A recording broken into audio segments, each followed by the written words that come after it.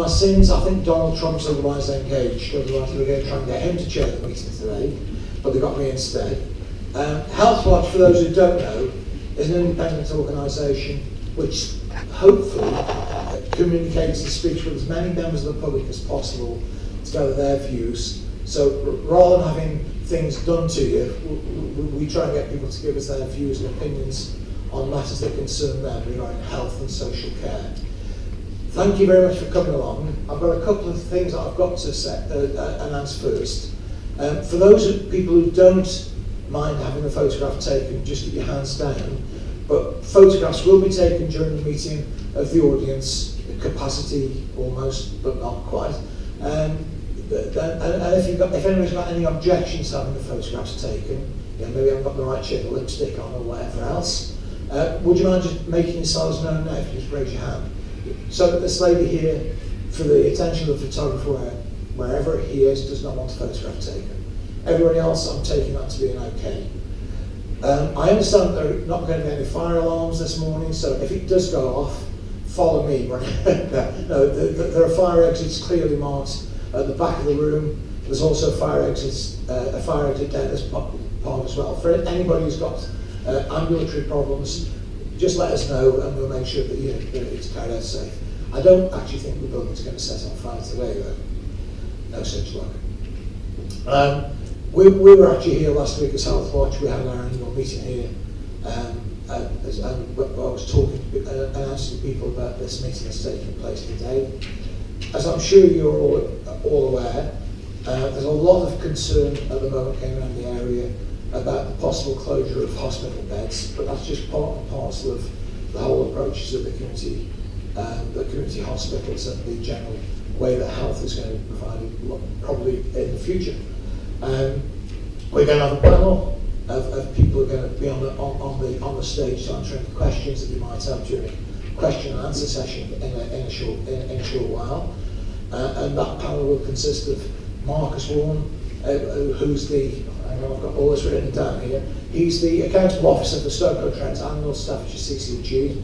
It will also comprise of Tracy Shewan, who's the Director of Nursing and Quality for Stoke-on-Trent and North Staffordshire CCG, and the lay member for PPE, a lady named Margie Woodhead, who will also be known to a lot of you. She's going to be sitting on the panel as well. She's the Patient and Public Engagement lay member for Stoke-on-Trent CCG. So they'll be coming on the stage later on, and I'll be inviting people to ask questions. I'll also be introducing the idea of certain forms that you're going to be asked to fill in during the meeting. But I think it's probably better, rather than hanging around and waiting for an overlong introduction, if I first of all introduce Marcus Warren, who's going to give, I think it's going to be a 15 minutes presentation on the case for change and why the My Care My Way project is now about to move on to the next phase. So if I can just welcome Marcus Warren on stage, please.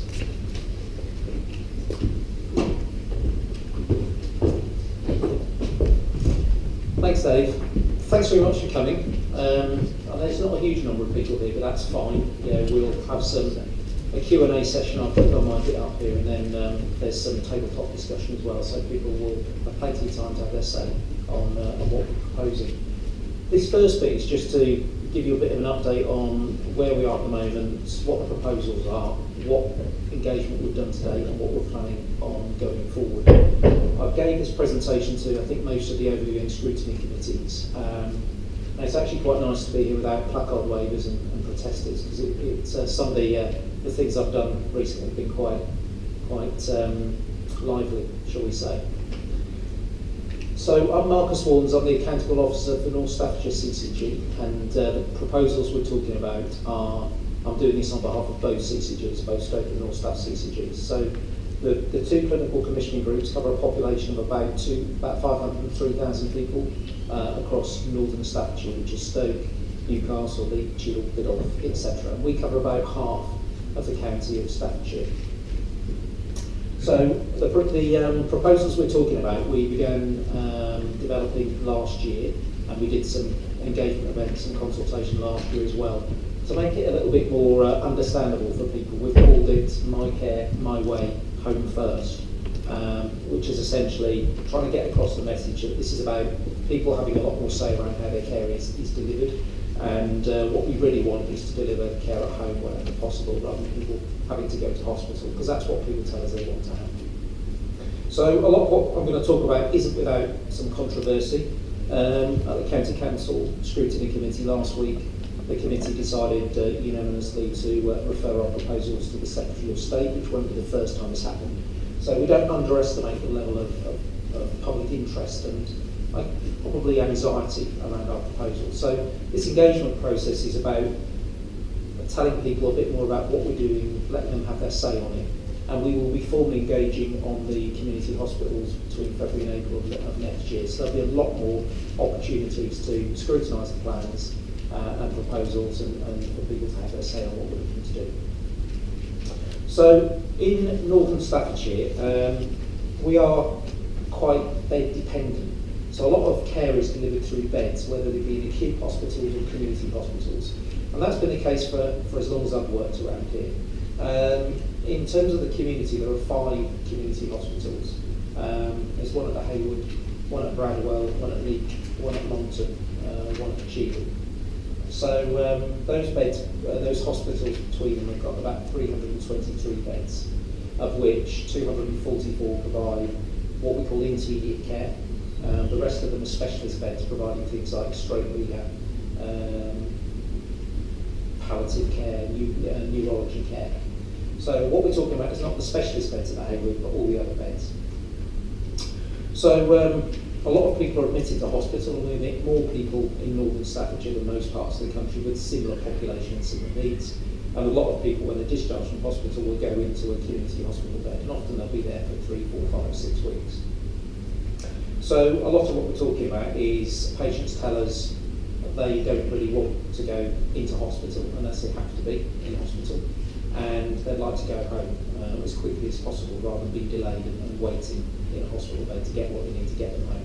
So a lot of My Care, My Way, Home First is about designing services in the community, wrapped around GP practices, that will support people at home rather than supporting them in a bed, whether that be in an acute bed or whether that be in a community hospital bed. Is this loud enough for you? Can you hear okay at the back? Is that all right? So where we are at the moment, and you'll have heard stuff on the radio and seen it on TV and read it in the press. So at the moment we have a number of beds in Northern Staffordshire that are temporarily closed to new admissions. So the 37 beds at Longton Hospital closed to new admissions last year on a temporary basis. Part of that was because the hospital trust, the community trust that was running them, couldn't safely staff them. So one ward closed in May and the other one in September. Since then, 20 beds at the Jackfield ward at the Haywood Hospital have been temporarily closed to new admissions, and Cheadle Hospital, the 48 beds at Cheadle Hospital, have also been closed to new admissions. The University Hospital of North Midlands, who run the beds at Bradwell, issued notice to the 2 CCGs on the 29th of July of this year, saying that they no longer were willing to run those beds. So we had to make alternative provision to find somewhere else for those patients to go. So there's about 16 patients a week are discharged into the 3 wards, the 63 beds at Bradwell. So we've commissioned alternative places for those patients to go, and the hospital trust are currently looking to discharge people either back home or into the appropriate service. That process should have finished by the end of October, but we're now looking at probably the middle of December for that to happen. I need to stress these are temporary closures, and no final decision will be made until next year. And I'll talk to you a bit more about the further consultation that we'll be doing. So what we're doing at the moment is really talking about where we're up to, what we've done today, and there's a number of questions I'll run through at the end that we'll be asking you. This is the first of 4 engagement events over the course of the next month, and we'll be going around the patch here. I think we've got one at the Moat House, there'll be one in Chigwell, there'll be one in Leek. And we'll be asking the same questions of all people, and it's largely around what we've done today. And as I said, the formal consultation will be next year. So what we're not talking about today is closing hospitals. What we're talking about is the use of the beds, and we will be talking about the hospitals next year. But if you've got any views on that, by all means share them with us, and we'll feed them into the process. In terms of why we're doing this, the CCGs they're clinical commissioning groups. So basically we are clinically led organisations. So we have a membership of about 85 practices across Stoke-on-Trent, Staffordshire, over 300 GPs, and we have a number of GPs and other clinicians on our board. So whilst I'm a manager, I'm very much held to account by all of our GPs in Northern Staffordshire and our clinicians involved on our board and in our organisation. So this has very much been a clinically led process. Essentially what we do know is that people, particularly older people, lose their independence very quickly when they're admitted to hospital, and whilst the care they receive is good care, they become quite dependent, their health deteriorates very quickly, and someone who's over 80 will spell in a hospital bed. They will lose around about 10% of their 10 years worth of muscle wastage will occur during that 10-day spell in hospital. So they deteriorate very quickly. If they're not on their feet, walking around, going to the shops, making a cup of tea, doing what they normally do, they lose their independence very, very quickly. And they'll become disoriented, confused, and many of us have got older relatives, and I've had older relatives who have spent in hospital. They age very quickly. My dad spent about 5 weeks in hospital, and he was like an old man when he came out. A very healthy, fit, and able mid-70-year-old came out looking like an old man. Never seen him like that before. So really, we don't want people in hospital unless they really need to be there, and we want to provide care for them at home wherever possible. You won't be able to read this, but I'm going to go through some of this for you. The packs are available on the website, and you can have copies of the packs if you like to take them away with you. What we do is we look at who's in the beds in the hospitals, and clinicians. Tracy, our Director of Quality Nursing, is on the front here. Becky Scully, who's our Deputy Director of Commissioning, is at the back. She's also a nurse. And our GPs, they will go into the hospitals and they'll have a look at who's in the beds. And they'll really ask sort of 3 questions. Should that patient come here? Why are they here? And do they still need to be here? And where do they need to go? And what we find is, in terms of all of those community beds, around about 9%, less than 1 in 10, of people actually are in the right place. So the beds are commissioned for a specific purpose, and only 9% of people are actually in the beds because that's where they need to be. The majority of people are waiting to go somewhere else, or they're undergoing an assessment, which could be carried out somewhere else, normally in their own home, or if they're going into long-term care in a care home. So only 1 in 10 people are actually there for the purpose for which those hospital beds have been commissioned, which is to receive bed-based rehabilitation and intermediate care. So there are a number of people who are there who need to be in who have dementia or some other kind of mental health need that need to be in a nursing or a care home. There'll be people who are waiting for 24-hour nursing care, which either can be provided at home or in care facilities. There'll be people who require a palliative care bed because they're at their end of life, or want to be at home receiving care. There will be people who need extra care facilities or supported living, people who need a package of care, normally provided by the local authority that's not available. So the vast majority of people don't need to be there, and that list basically just tells you whether the point prevalence across all of the community hospital beds, what people were there for. And what that told us is the majority of people didn't need to be there, they were waiting to go somewhere else, and actually they should have got that rather than being put in there. Money is really important, and I'm not going to lie to you and say none of this is financially driven, because there's obviously a financial aspect to all of this. You don't have to, you probably would have had to have been living on the moon to not realise that the NHS has got a significant financial crisis going on at the moment. And also local authorities who provide home care for people, social care, are also under significant stress. So the current way that the NHS, certainly in this area, is configured, it's not clinically sustainable, it's not financially sustainable. The status quo, just carrying on as well, is not an option. We have to transform services, we have to do things differently. And we are working very closely with local authorities to bring together services wrapped around patients which we know if we bring those services together to integrate with the local authorities, we can deliver them more efficiently and we can probably save some money into the market. In terms of those hospital beds, they cost us on average £2,100 a week.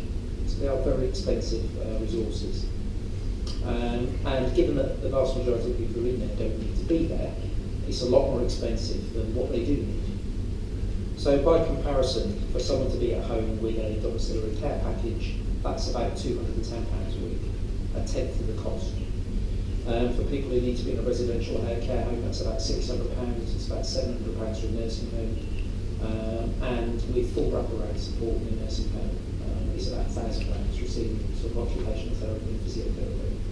And for someone to be at home with intermediate care is about £375. So having lots of people in community beds who don't need to be there is a real drain on NHS resources, money that we could be spending on providing what people do need or investing in other areas of care. So the fact we've got lots of people in those beds that don't need to be there means we're not spending money in other areas of care. And my CCGs have got, this year will post about a £10 million deficit, which basically means we're spending £10 million more than we've got, and we have to pay that money back. We owe the NHS £10 million. So because we're overspending here, that means people in other parts of the county and the country are not getting the money that they do. And we will have to pay that money back. So one of the things we're looking at is obviously if we can reconfigure the way that services are delivered, we can save money and we can also deliver better outcomes for patients. So whilst there's a real clinical case for what we do, there's also a financial imperative as well. In terms of the model of care, and last year we did engage and consult quite extensively on the model of care in terms of how we feel that care should be delivered based on what the evidence tells us and what people have told us. So what we're doing is not new. You go around the country, and actually a lot of people do this already and have done it for a long time. So none of this is new. We're not breaking new ground. None of these are radical proposals that need testing. The evidence tells us very clearly what we're doing is in line with what we should be doing and what other parts of the country do. So we want GPs to be much more involved in coordinating care for patients at home. 92% of all contacts with the NHS are with a GP. Everyone has got a GP. GPs are probably best placed to understand what people need and to be able to provide that care for them. So GPs need to be much more involved in deciding what their patients do and don't get. We need a much more responsive service that provides more personal care, personalised care outside of hospital. So again, we want people to tell us, actually this is what I want, this is how I want my care delivered. If you use one area, for instance end of life care, 2,700 people died in the Royal Stoke Hospital last year. 85% of those wanted to die somewhere else, to die at home. So it's not acceptable that we've got lots of people sat in beds waiting to go home to die a dignified death, surrounded by their loved ones, but they end up dying in hospital ward. So, they've told us what they want, but we're not providing it, so we need to get that right. We also need far more intensive support at home, because we know that if people get that early enough, they'll have a very different outcome. So rather than people sat in beds, whether it be acute beds or community beds, waiting to be rehabilitated, the longer that happens, the more they decompensate, the harder it is to get them back on their feet again. We know that if we provide intensive support within about 72 hours of someone being discharged from hospital, many of them won't have a long-term need for care. So services like the Living Independently Staffordshire service, for instance, if they can pick them up within 72 hours of discharge, provide some very intensive support, we know half of the people that they pick up won't actually go on to have long-term care needs. They're okay again and they can support themselves. So it's very important that we intervene early in the pathway and provide that intensive support. We also know that people want a key worker, someone they can contact and call. If that doesn't happen, they'll often ring 999, they'll be transported to hospital, and then we spend a lot of time trying to get them back together. If they have someone that can call that knows their care needs, which can often be a GP or a district nurse or a practice nurse or a case manager in the community, if they've got someone they can call who understands and knows what they need, they won't need to be transported to hospital. We can keep them well at home. And we also know that we need to invest in community services. So the process I'm talking about now started in December 2012. So we know that we can't just get people home and support them and temporarily close community beds if those services are not there. So we have invested significantly in community services over the last 3 years to provide this model of care. And I'll talk to you more about what we've invested in a moment. You know, as I said, we're not doing this in isolation, so we have engaged significantly. We did that back in last year, beginning of this year. We've gone out and talked to MPs, to local organisations, both NHS organisations and voluntary organisations, and the local authorities. We've done surveys and questionnaires, etc. And on the whole, feedback has been very positive. People generally agree with the model of care, it's the right thing to do. And even the protesters that I talked to at the County Council last week agree it's the right thing to do. The concerns people have got are other services there in the community to support me and to deliver the model of care, and what will happen to the community hospitals, because people are obviously used to them being concerned about what happens if they're not going to be there any longer. So in terms of that first issue is the capacity there. Now you're not going to be able to read that, so I'm just going to talk you through this because I think this is really important. So over the last 3 years we've invested the CCGs £14.5 million in providing alternative services in the community. So we recognise that there will be a lot more required of GPs to provide this model of care. So we've invested £3 million in enabling GPs to manage patients with more complex health needs in the community. That's about £5 per head of population. And because a lot of these will be older people, will be over 75s who have complex needs, we need to make that investment so they can provide that care. There's £1.9 million worth of additional funding into district nursing services. So we've got about 30% more district nurses now than we did 3 years ago. So we recognise that district nurses, if they're not there, they won't be able to provide care to people, they go to hospital. We've also provided another £1.3 million in intermediate care, that's intensive support, therapy support, that people need to keep them at home. There's £1 million have gone into community hospitals to provide increased medical care for people with more complex needs who are discharged from hospital. We invested just under £700,000 in people with mental health needs, so to enable them to improve access to psychological therapies for people with ongoing mental health needs. We've also invested £250,000 in community triage for psychiatric nursing services, so people with mental health needs can be triaged into the right service to meet their needs rather than having to get sitting in A&E. There's also a clinical coordination hub, so £650,000 has been invested in that. That's a signposting service effectively that tries to get people to the right place first time, again rather than having to call an ambulance to go to hospital and wait. There's £340,000 that have gone into memory services and dementia support services, because a lot of the people we're talking about will have dementia and we need to meet their needs appropriately. The Living Independently Staffordshire service, which is a local authority commission service that's provided by the Partnership Trust, we've invested an extra £1.3 million in that service to give them several thousand hours worth of care a week that they can provide to people in the community. And also £1.1 million into the Stoke-on-Trent Enablement Service, so people who live in Stoke and are supported by the City Council can receive a similar level of care. And there's also £3 million in step-down services, discharge services, to support people being discharged from hospital. So in total that's about £14.5 million. So the two CCGs spent, when we started this process at the beginning of the year, about £57.8 million in services in the community at hospital to support people at home. So when people say, are the services there, we know what people need and we've invested heavily in providing those services. Now what we do know is that the local authorities are under significant pressure in terms of their funding, and again there was a story in the news this morning. We recognise that there are probably about 4,000 or 5,000 hours worth of care that needs to be provided but not able to provide as we sit at the moment. So we are going to pick up those care needs for people until they can provide those services, which will be sort of be put in place over Christmas and before March. So we recognise the NHS is going to have to step up, fill in some of the gap that the local authorities can't fill at the moment until they're able to do that, which probably isn't going to be enough until around about March, April.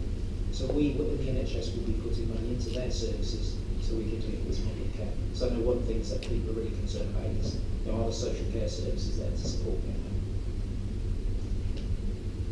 Something else that people might have heard about are the sustainability and transformation plans, the STPs. So there are 44 of those, one of which is in Staffordshire. So a lot of over the next 5 years, the redesign of health and social care services will be done through the STPs, the sustainability and transformation plans. We started this process before that. So whilst a lot of what we do is in line with the STP, will be built into the STP, this process began before that. So there will be a lot of consultation and engagement on the STPs, and there's an event that keeps all this afternoon in Stoke. So whilst this process began before that, is independent of that, it's very much picked up within that overarching model that the STPs will be delivering. In terms of the next steps, as I said, there's a 1 month process of engagement which will end, I think, at the end of the first week of December, to give people a say on what we've done to date, and to talk to us a bit more about the temporary community bed closures. There's also an online survey on the websites. We're talking to our patient public involvement groups and the patient congress. And as I said, there will be some further consultation next year on the hospitals. I've said it before, I'll say it again, no final decision will be taken on the configuration of services or on the community hospitals until we've concluded that consultation process next year. So if people say to you, if you hear, oh, the hospitals are closing, no decisions will be made to do that. There are a lot of other services provided in those hospitals as well.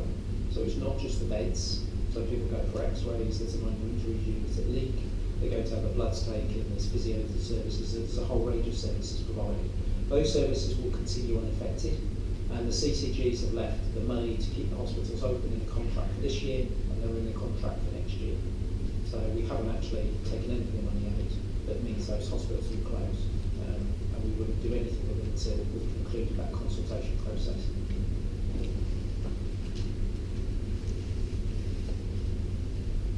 So that's my big update. Well done.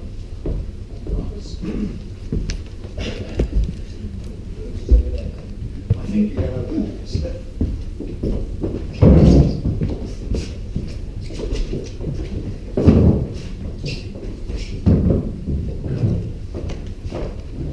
Yeah, thank you, Marcus, for that. I was handling this paper during his presentation to just say we're running slightly over. So the question and answer session, which should have been run from 11:50 till 12:10, will now an extra 5 minutes. So we're trying to get the questions and answers concluded by 12:15.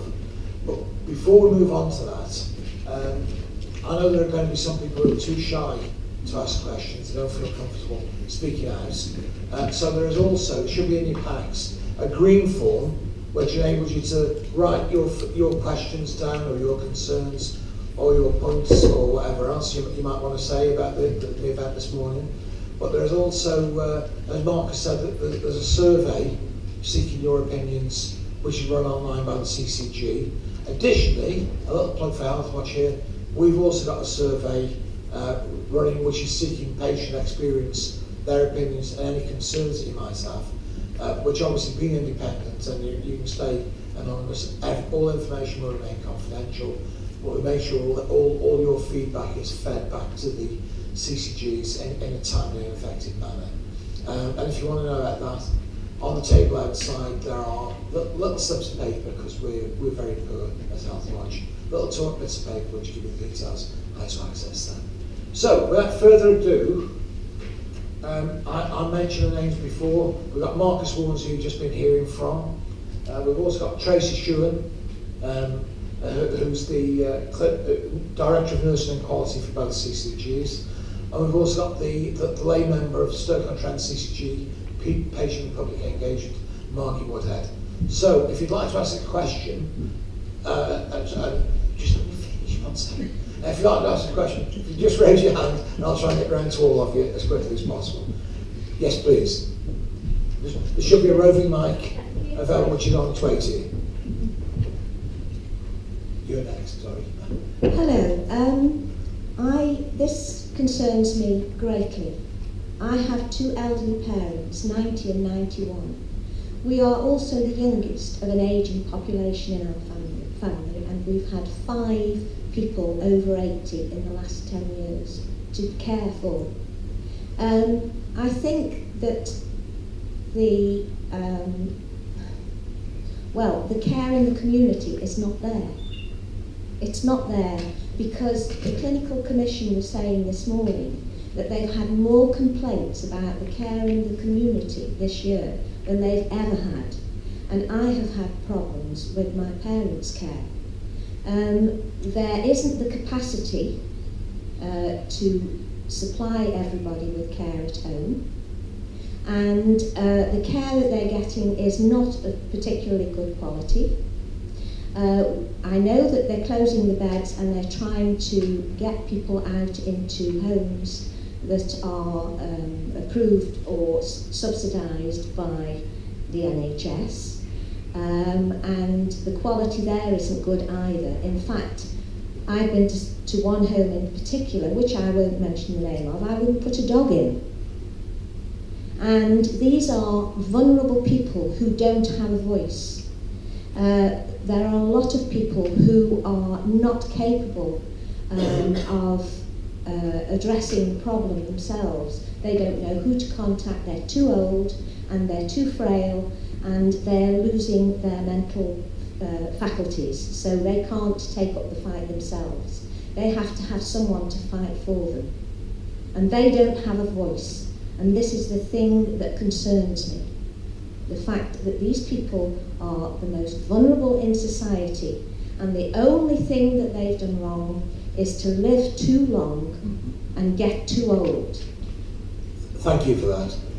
Marcus, if you can come back to the lady first, please. And I'd like Tracy if possible. Oh, it's going to be the other way around. Tracy first. Okay, thank you very much for raising that, and I do think, probably without prejudging any questions, that's probably a question that's on many people's lips at the time, is the care in the community there? How are you going to monitor the quality of care for patients that are no longer in community hospitals? I think you heard from Marcus from the presentations about some of the issues around the frail, the vulnerable who are in hospitals, and how the word we use is decompensate, but actually how they can become more fragile while they're in hospital and are discharged in a less able state than when perhaps they went in. And what we don't want to do is replicate that in the community. What we can do though is offer services for them to be cared for in their own home or in an environment that is homely. And that's what we are trying to achieve basically. Now, I understand there are individual issues around care, whether it's hospital care, mental health care, community care, and I'm always willing to talk to people. And certainly if you say you've been somewhere where you wouldn't put a dog in, I certainly am obliged to know about that and would want to know about that, because there are things we can do.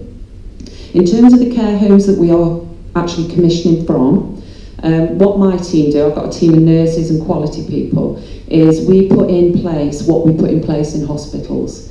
And we've been attending these care homes on a weekly and sometimes a daily basis to help support them, to make sure they've got a good standard of care. Before we actually commission with them, they all have to be rated as good, because I know not all care homes across our patch are rated as good. So that's a basis we look at. I've been to all the care homes, and what we do is got, I'm trying not to use jargon, key performance indicators from quality that we use with people like Royal Stoke, people at the community hospitals.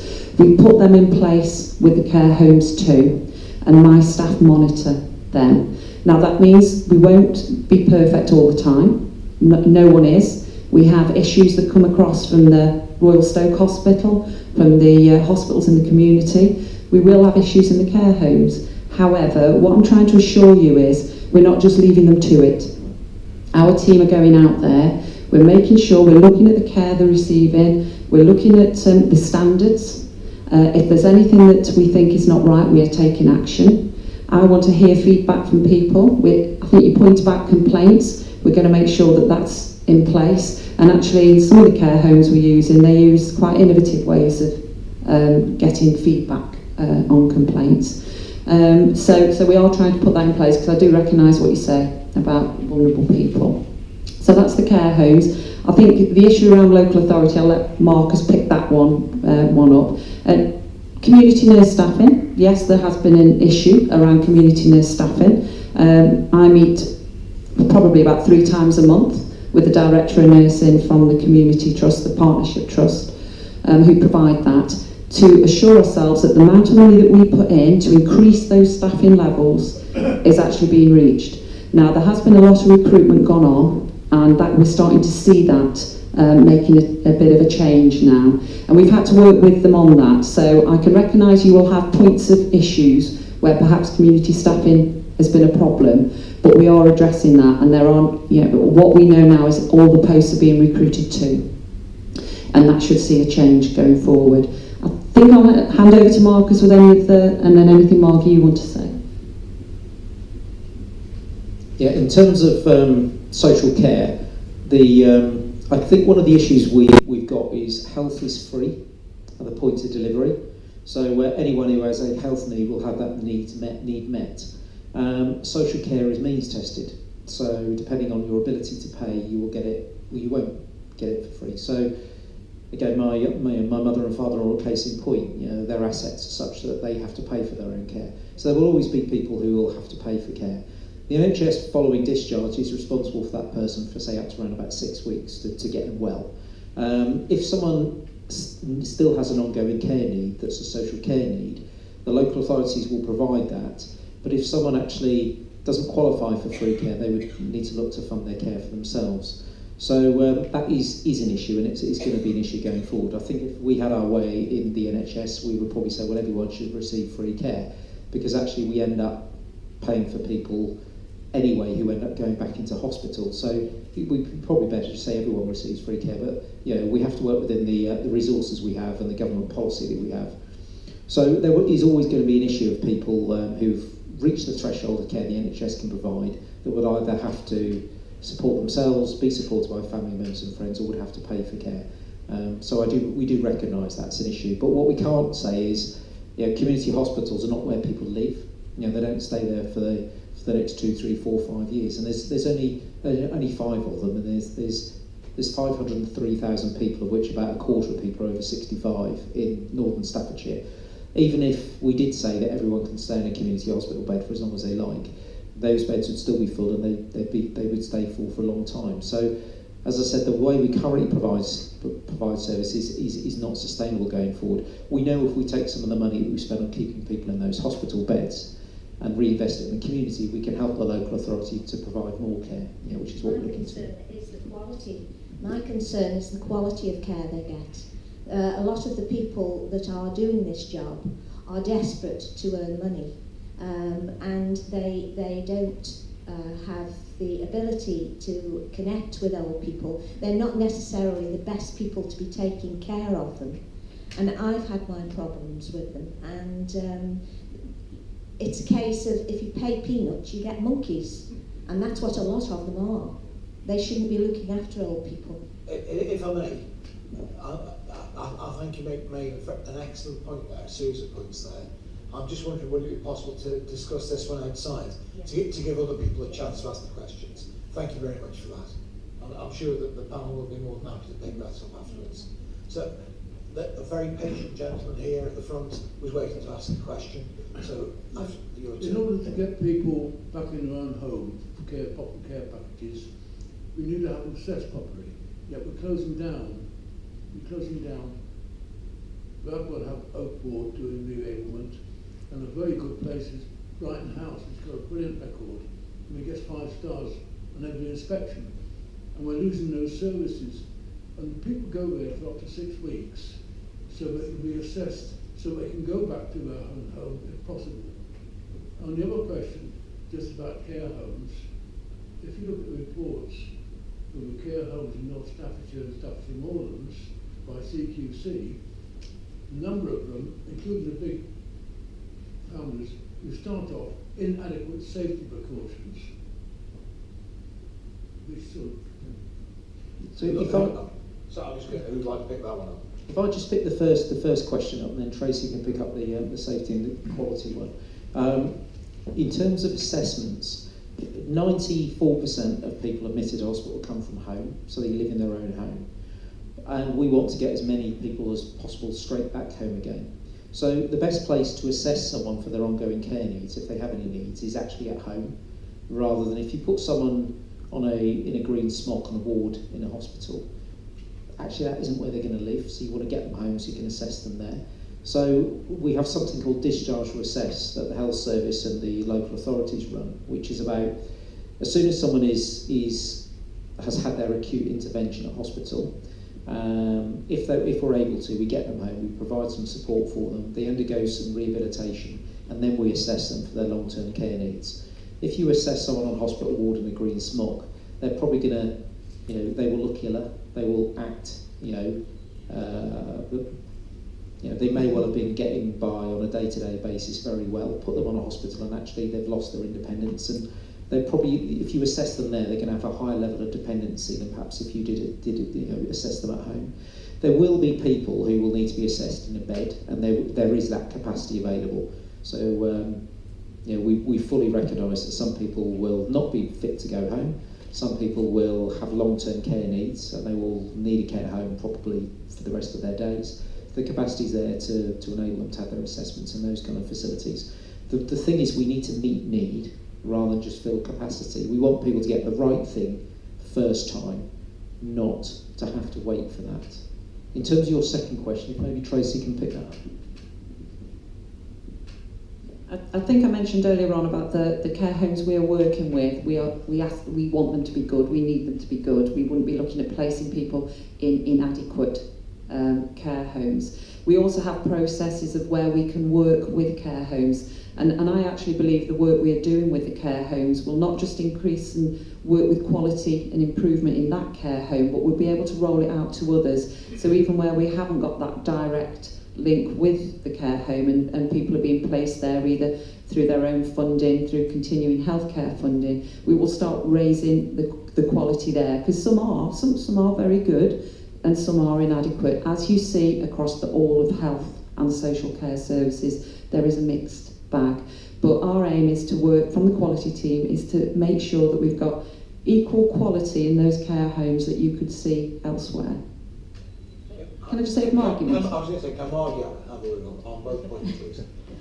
I'm listening to this in several quarters, actually. I've been around the city quite a lot lately, and a lot of the points that have been made this morning are recurring ones. And I just want to give assurance to people that I challenge these issues at every opportunity I can, at every meeting I go to get the reassurance, to challenge the quality committee. We had a meeting yesterday afternoon. What's happening to these people? Can I be sure that there is the services in the community that we require? Is that wraparound support there?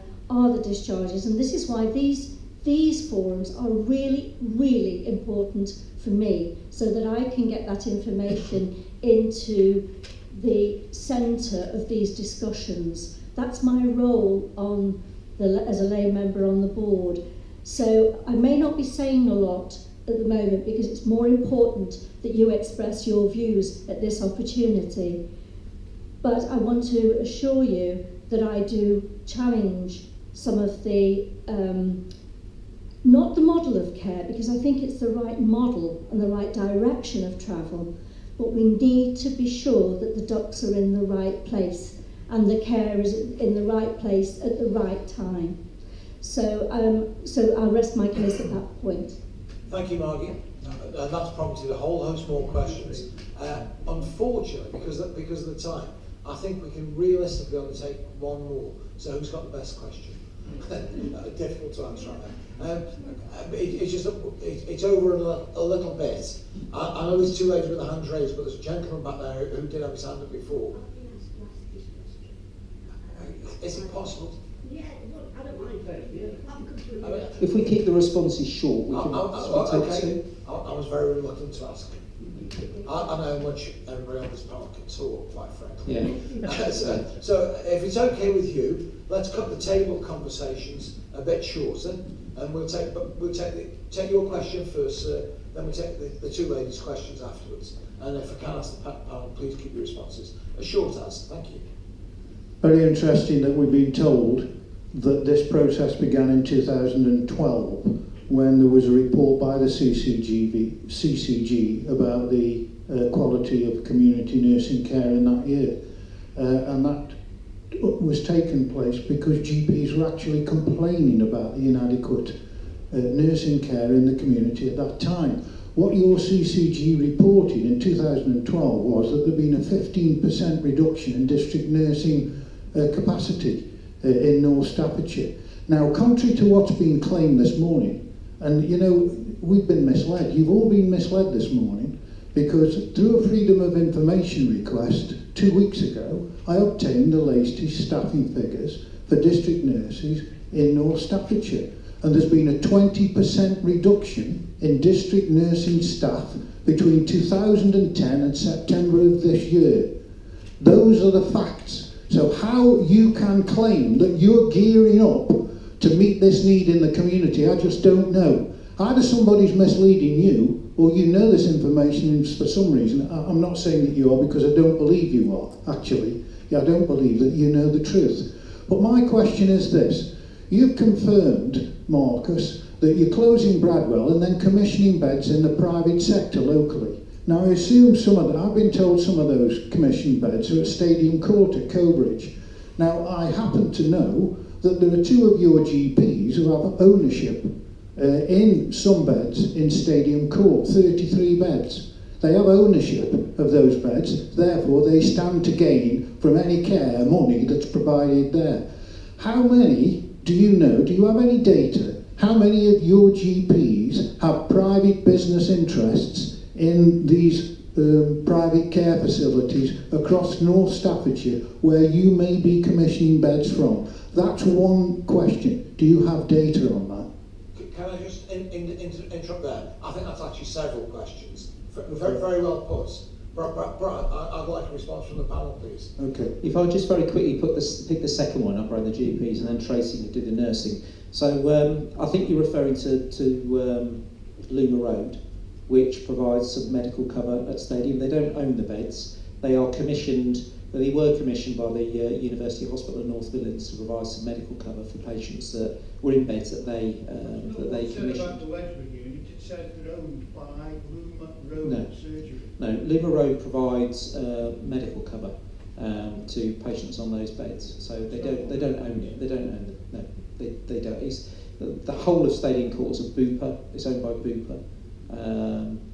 Not by the GP practice. They do provide some medical cover there under a contract that they had with UHM last year. The unit is listed as being owned by Luma Road Surgery.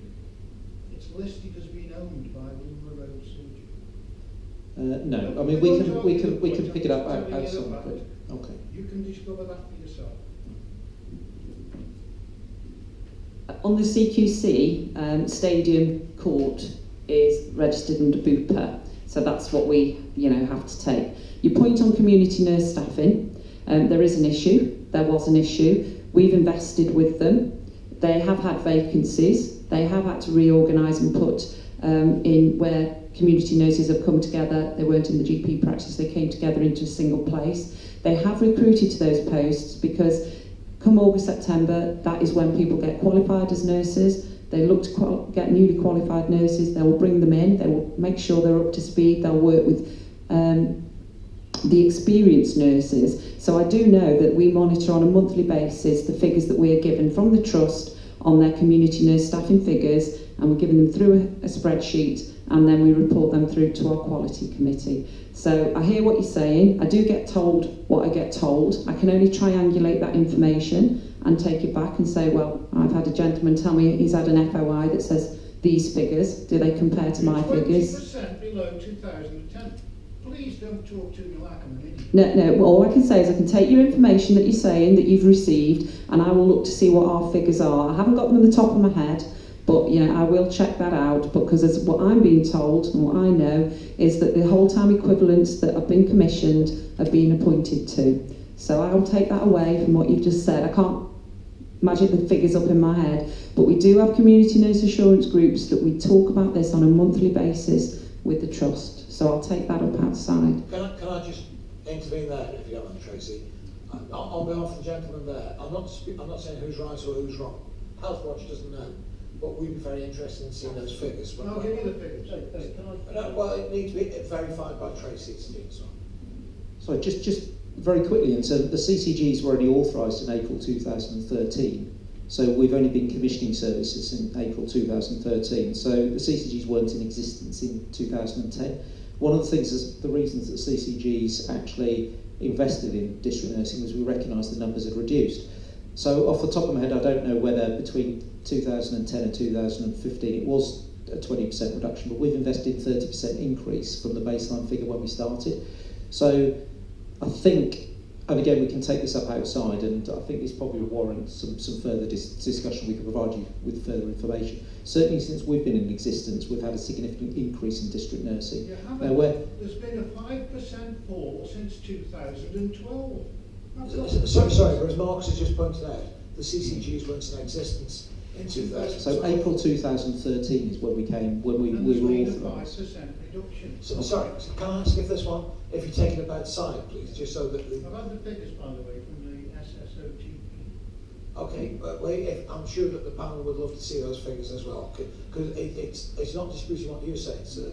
It's purely and simply that there are people who have got different... So can you take it outside? So if you're taking it outside with the panel, then please, thank you. And if you'd like to give your eventual findings to Healthwatch, we'll make sure that it's put in the newsletter and published on the website. It's members of Parliament, not just Healthwatch. Okay, right, thank you. So we'll take the question from the lady at the front now, and then we'll are you sure? Yes, absolutely. Okay. From your point, and from many other points that are coming up here, I think communication is vital. All the investment is going into, that you're putting in there. I don't think it's enough. The majority of people that I've spoken to don't think it's enough to cover the need. There is a huge mismatch between the public perception of the services that you're offering now and what you're telling us. People have not got confidence that this is going to work safely.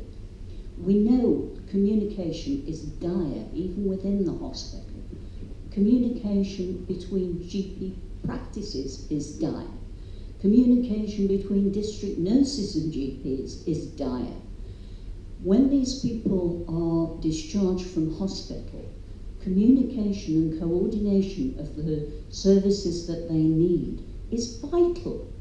And if you haven't got that communication right, how can we have confidence that the services are right? So that's your question. Yes, thank you. Pamela. I quite agree. Communication is vital, and communication on discharge is vital, and it is really, really important that we get that right. And of course, there'll be individual cases that we all need to hear about and understand. There will be good communication and there will be bad communication.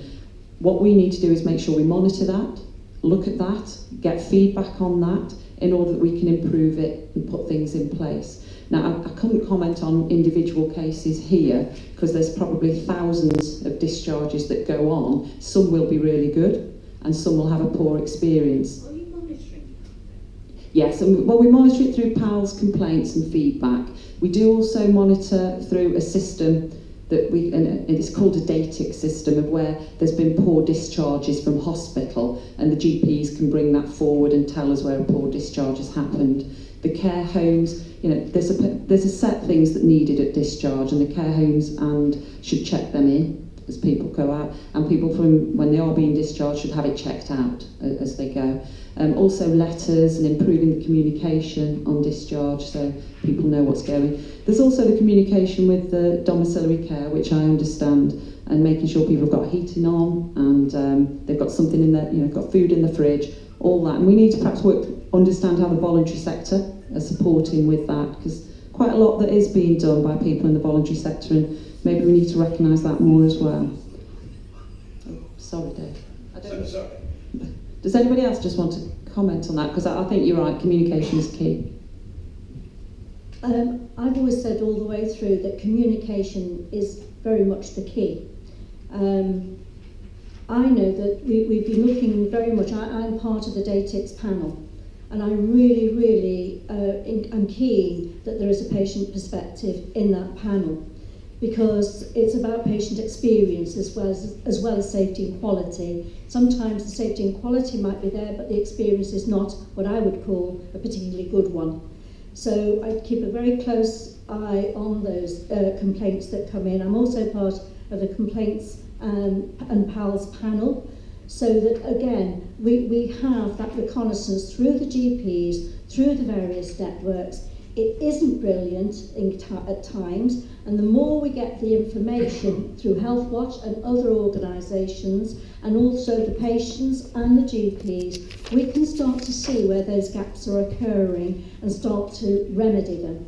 So sometimes we only know what we know, and we need to know a lot more, and that's why, you know, we do push myself in Stoke CCG, Peter Dartford, my equivalent in Northstaff CCG, are really keen that patient voice is evident in the room. Thank you, Margie. Marcus, any final comments on this? Just conscious of time, we may need to move yes, on. that's what I was going to say. Just hold this up again. Green sheet of paper waiting. Please write further opinions, further questions, any queries that you might have.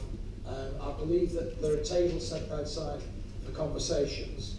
I don't know how quickly this screen projector will warm up, but the closing slide at this part was, what would you do? There are various questions regarding, if you were in this position, knowing the financial constraints, what would be your options, what would be your alternatives, what would be your suggestions? Have you got any different ideas about the way of managing and hopefully improving healthcare and ongoing care in view of the financial constraints, ensuring the clinical quality is maintained and hopefully improved? The tables are set for you outside. If you please make your way outside to the tables during any part of the conversation that you wish to.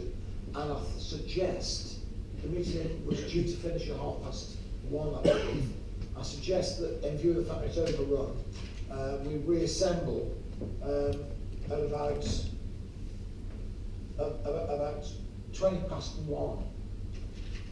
1:15 if possible, which will give you 45 minutes to discuss the things with the table. Rather than going around the tables and checking if you finish and you want to come back into those points and summaries. Dave, sorry, I've just rescheduled the timetable, so we're starting now at 12:30. We'll do half an hour of with the questions on the tables, and then bring people back in and ask each facilitator to feed back one key point per question.